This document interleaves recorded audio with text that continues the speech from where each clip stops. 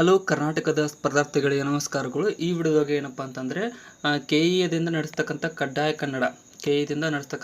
ಕನ್ನಡದ ಎಕ್ಸಾಮ್ಗೆ ಸಂಬಂಧಪಟ್ಟಿರ್ತಕ್ಕಂಥ ಕೆಲವೊಂದಿಷ್ಟು ಇಂಪಾರ್ಟೆಂಟ್ ಆದಂತಹ ಮಾಹಿತಿಗಳನ್ನು ಡಿಸ್ಕಸ್ ಮಾಡೋಣ. ಸೊ ಈ ಮೊದಲನೇದಾಗಿ ಏನಪ್ಪ ಅಂತಂದರೆ ಈ ಕಡ್ಡಾಯ ಕನ್ನಡ ಪೇಪರ್ 150 ಮಾರ್ಕ್ಸಿಗಿರುತ್ತೆ. ಸೊ 150 ಮಾರ್ಕ್ಸ್ ಇದನ್ನು ಪಾಸ್ ಆಗಬೇಕಂತಂದರೆ 1/3% ತೆಗಿಬೇಕಂದ್ರೆ ಇದಕ್ಕೆ 50 ಮಾರ್ಕ್ಸ್ನ ನಾವು ತೆಗೆದುಕೊಂಡು ಬಿಟ್ಟರೆ ಪಾಸ್. ಇದಕ್ಕೆ ಯಾವುದೇ ರೀತಿಯಾದ ಕಟ್ ಆಫ್ ನಿಲ್ಲಂಗಿಲ್ಲ. ಮತ್ತು ನೆನ್ಪಿಟ್ಕೊಂಡಿರಿ, ಇದು ಇಂಪಾರ್ಟೆಂಟ್, ಎಲ್ಲರೂ ಅಟೆಂಡ್ ಮಾಡಲೇಬೇಕು. ಅಟೆಂಡ್ ಆದರೆ ಮಾತ್ರ ಒಂದು ಕನ್ಸಿಡರ್ ಆಗುತ್ತೆ. ನೆಕ್ಸ್ಟ್ ಮೇನ್ ಎಕ್ಸಾಮ್ ಇದಾವಲ್ಲ, ಅದಕ್ಕೋಸ್ಕರ ಬರೀರಿ ಮತ್ತು ಯಾವುದನ್ನು ಮಿಸ್ ಮಾಡೋಕೆ ಹೋಗ್ಬೇಡ್ರಿ. ಇನ್ನು ನೋಡಿ, ಇದ್ರ ಮೇಲೆ ಸಿಲೆಬಸ್, ಇದೇನು ಸಿಲೆಬಸ್ ಇದೆಯಲ್ಲ, ಇದ್ರ ಮೇಲೆ ಈ ರೀತಿಯ ಕ್ವಶನ್ಗಳು ಬಂದಿರ್ತವೆ. ಇದೇ ಒಂದು ಸಿಲೆಬಸ್ ಪ್ಯಾಟರ್ನ್ ಮೇಲೆ ಕ್ವಶನ್ಗಳು ಬಂದಿರ್ತವೆ, ತುಂಬ ಈಸಿಯಾಗಿರ್ತವೆ. ಸೊ ಸಾಮಾನ್ಯ ಕನ್ನಡ ಎಲ್ರಿಗೂ ಗೊತ್ತಿರುತ್ತಲ್ಲ, ಅವರು ಇದನ್ನು ಅಟೆಂಡ್ ಮಾಡ್ಬೋದಾಗಿದೆ. ನೆಕ್ಸ್ಟ್ ಇನ್ನು ವಸ್ತ್ರ, ಇದು ಮೇನ್. ಯಾಕಪ್ಪ ಅಂತಂದರೆ ಇದು ಇತ್ತೀಚೆಗೆ ಸುದ್ದಿ ಮಾಡಿರ್ತಕ್ಕಂಥ ಒಂದು ಮೇನ್ ಟಾಪಿಕ್ ಆಗಿದೆ. ವಸ್ತ್ರ ಯಾವ ರೀತಿ ಧರಿಸ್ಬೇಕಪ್ಪ ಅಂತಂದರೆ ಇಲ್ಲಿ ಕೊಟ್ಟಿದ್ದಾರೆ ನೋಡಿ. ಪುರುಷ ಅಭ್ಯರ್ಥಿಗಳ ವಸ್ತ್ರ ಸಹಿತ ಯಾವ ರೀತಿ ಇರಬೇಕಂತ ಅಂದರೆ, ಪರೀಕ್ಷೆಯ ದಿನದಂದು ಪೂರ್ಣ ತೋಳಿನ ಶರ್ಟ್ ಅನುಮತಿಸಲಾಗುವುದಿಲ್ಲ.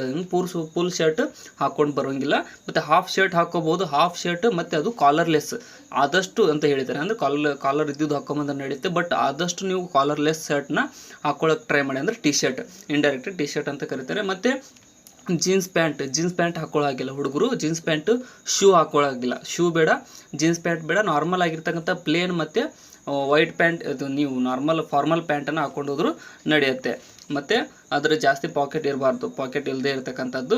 ಇನ್ನು ಮಹಿಳೆಯರು ಏನಪ್ಪ ಅಂತಂದರೆ, ಮಹಿಳಾ ಅಭ್ಯರ್ಥಿಗಳು ವಿಸ್ತಾರವಾದ ಕಸೂತಿ, ಹೂಗಳು, ಬ್ರೂಚ್ಗಳು ಅಥವಾ ಬಟನ್ಗಳು ಹೊಂದಿರುವ ಬಟ್ಟೆಗಳನ್ನು ಧರಿಸುವುದನ್ನು ನಿಷೇಧಿಸಲಾಗಿದೆ. ಬಟನ್ ಇರಬಾರ್ದು, ಕಸೂತಿ, ಬ್ರೂಚ್ಗಳು ಇರಬಾರ್ದು. ಮತ್ತು ಪರೀಕ್ಷೆ ದಿನದಂದು ಪೂರ್ಣ ತೋಳಿನ ಬಟ್ಟೆಗಳು, ಜೀನ್ಸ್ ಪ್ಯಾಂಟ್ ಧರಿಸಬಾರದು. ಅದರ ಬದಲಾಗಿ ಅರ್ಧ ತೋಳಿನ ಬಟ್ಟೆಗಳನ್ನು ಅವರಿಗೆ ಮುಜುಗರವಾಗದಂತೆ ನಾವು ಉಲ್ಲೇಖಿಸಿರುವುದು ನಿಯಮದಂತೆ ನಿರ್ದೇಶಿಸಲಾಗಿದೆ. ಸೊ ಮಹಿಳೆಯರು ಇನ್ನೊಂದಿಷ್ಟು ಜನ ಏನು ಮಾಡ್ತಾರೆ, ನಮ್ಮ ಮದುವೆ ಆಗಿರೋರು ತಾಳಿ ಅಥವಾ ಕಾಲುಂಗ್ರನ ಬಿಚ್ಚಿ ಬರಬೇಕಂತ ಕೇಳಿದರೆ, ಸೊ ನೀವು ಆದಷ್ಟು ನಿಮ್ಗೆ ಕಂಫರ್ಟೇಬಲ್ ಆದರೆ ಬಿಚ್ಚಿಟ್ಟು ಬನ್ನಿ. ಯಾಕಂದ್ರೆ ನಿಮಗೆ ಪ್ರಾಬ್ಲಮ್ ಯಾವುದೇ ರೀತಿಯಾದಾಗಲ್ಲ. ಬಟ್ ಬಿಚ್ಚಿಡೋಕ್ಕೆ ಬರದೇ ಇದ್ದಂಥ ಕಾರಣದಲ್ಲಿ ಹಾಕ್ಕೊಂಡು ಬನ್ನಿ. ಅಲ್ಲಿ ಏನು ಪ್ರೊಸೀಜರ್ ಇರುತ್ತಲ್ಲ, ಅಷ್ಟೊಂದು ರೆಸ್ಟ್ರಿಕ್ಷನ್ ಮಾಡಲ್ಲ. ಈಗ ಕಡ್ಡಾಯ ಕನ್ನಡ ಎಕ್ಸಾಮ್ಗೆ ನೀವು ಹಾಕ್ಕೊಂಡು ಬರ್ಬೋದಾಗಿದೆ. ಇನ್ನು ನೆಕ್ಸ್ಟ್ ಮಹಿಳೆಯರಿಗೆ ಆಯಿತು. ನಿರ್ದಿಷ್ಟ ವಸ್ತುಗಳು ಇಲ್ಲಿ ಕೊಟ್ಟಿರೋ ಡ್ರೆಸ್ ಕೋಡನ್ನು ಅನುಸರಿಸುವುದರ ಜೊತೆಗೆ ಕೆಳಗೆ ಪಟ್ಟಿ ಮಾಡಲಾದ ಪರೀಕ್ಷಾ ಕೇಂದ್ರದ ಯಾವುದೇ ನಿಷೇಧಿತ ವಸ್ತುಗಳನ್ನು ತೆಗೆದುಕೊಂಡು ಹೋಗದಂತೆ ಖಚಿತಪಡಿಸಿಕೊಳ್ಳಲಾಗುವುದು. ಇದು ಎಲ್ಲ ಎಕ್ಸಾಮ್ಗೆ ಇರುತ್ತೆ. ಎಲೆಕ್ಟ್ರಾನಿಕ್ ಡಿವೈಸಸ್ ತಗೊಂಡು ಹೋಗೋಂಗಿಲ್ಲ. ಸ್ಮಾರ್ಟ್ ವಾಚ್ ಆಗಲಿ, ನಾರ್ಮಲ್ ವಾಚ್ ಆಗಲಿ, ಅದನ್ನು ಕೂಡ ಹಾಕ್ಕೊಂಡು ಹೋಗೋ ಹಾಗಿಲ್ಲ. ನೆಕ್ಸ್ಟ್ ಇನ್ನು ಪರೀಕ್ಷೆ ದಿನದಂದು ವಸ್ತುಗಳನ್ನು ಮಾತ್ರ ತರಲಾಗುವುದು. ಅಂದರೆ ಯಾವ ವಸ್ತುಗಳನ್ನು ನೀವು ಪರೀಕ್ಷಾ ಕೊಠಡಿಗೆ ತೆಗೆದುಕೊಂಡು ಹೋಗ್ಬೇಕಂತಂದರೆ, ಪ್ರವೇಶ ಪತ್ರವನ್ನು ಎಲ್ಲ ಅಭ್ಯರ್ಥಿಗಳು ಕಡ್ಡಾಯವಾಗಿ ತರಬೇಕು. ಇದು ಕಂಪಲ್ಸರಿ. ಪ್ರವೇಶ ಪತ್ರ ತರಬೇಕು. ಮತ್ತು ಸರ್ಕಾರದಿಂದ ಮಾನ್ಯವಾದ ಫೋಟೋ ಗುರುತಿನ ಚೀಟಿ. ಸೊ ಅದರೊಳಗಡೆ ಹಾಲ್ ಟಿಕೆಟ್ ಒಳಗಡೆ ಫೋಟೋ ಬಾಜುಕ್ಕೆ ರೀಸೆಂಟ್ ಫೋಟೋ ಇದು ಪೇಸ್ಟ್ ಮಾಡಿ ಅಂತ ಕೊಟ್ಟಿದ್ದಾರೆ. ಸೊ ಅದನ್ನು ಕೂಡ ನೀವು ಮಾಡ್ಕೊಂಡು ಹೋಗಿ ರೀಸೆಂಟ್ ಫೋಟೋನ ಪೇಸ್ಟ್ ಮಾಡ್ಕೊಂಡು.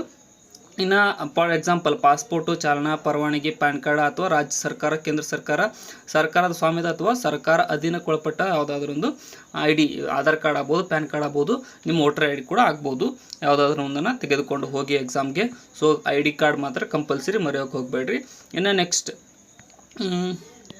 ಇನ್ನೇನಪ್ಪ ಅಂತಂದರೆ ಈ ದಿನ ಒಂದು ಗೊಂದಲ ಐತಿ. ಏನಪ್ಪ ಅಂತಂದರೆ ಎರಡು ಎಕ್ಸಾಮ್ಗಳಿದ್ದಾವೆ, ಎರಡಕ್ಕೂ ಒಂದೇ ಡೇಟ್ ಕೊಟ್ಟಿದ್ದಾರೆ ಕಡ್ಡಾಯ ಕನ್ನಡ. ಸೊ ಅವು ಏನಿದೆಲ್ಲ, ನೀವು ಎರಡೂ ಎಕ್ಸಾಮ್ ಹಾಲ್ ಟಿಕೆಟ್ನ ಡೌನ್ಲೋಡ್ ಮಾಡ್ಕೊಳ್ರಿ. ಇಲ್ಲಿ ಕೊಟ್ಟಿದ್ದಾರೆ ಏನಪ್ಪ ಅಂತಂದರೆ, ಎರಡು ಎಕ್ಸಾಮ್ ಹಾಲ್ ಟಿಕೆಟ್ ಡೌನ್ಲೋಡ್ ಮಾಡ್ಕೊಂಡು ನಿಮಗೆ ಕನ್ವೀನಿಯೆಂಟ್ ಆದಂತಹ ಒಂದು ಎಕ್ಸಾಮ್ ಸೆಂಟ್ರಿಗೆ ಹೋಗಿ ಎಕ್ಸಾಮ್ ಬರೀರಿ. ಯಾವುದಾದ್ರೂ ಒಂದು ಬರೀರಿ.